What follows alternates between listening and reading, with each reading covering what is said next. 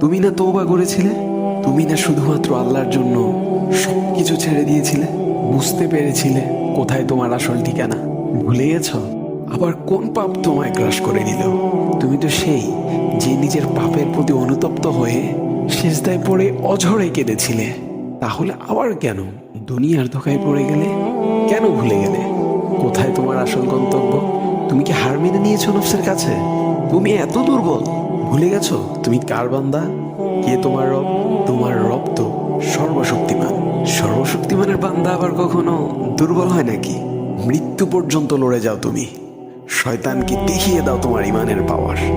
শয়তানের ধোকায় পড়ে অনেক পাপ করে ফেলেছো, তাই নিরাশ হয়ে গেছো তুমি, তাই না? তুমি কি জানো না তোমার রব কতটা মহান? তিনি তো তোমাকে ক্ষমা করার জন্য অপেক্ষা করছেন। তাই ফিরে আসো সেই রবের দুয়ারে, যার দুয়ার কখনো বন্ধ হয় না। ভিডিওটি ভালো লাগলে একটি শেয়ার করে দিবেন, হয়তো আপনার একটি শেয়ারও কারো হেদায়েতের উসিলা বনে যাবে।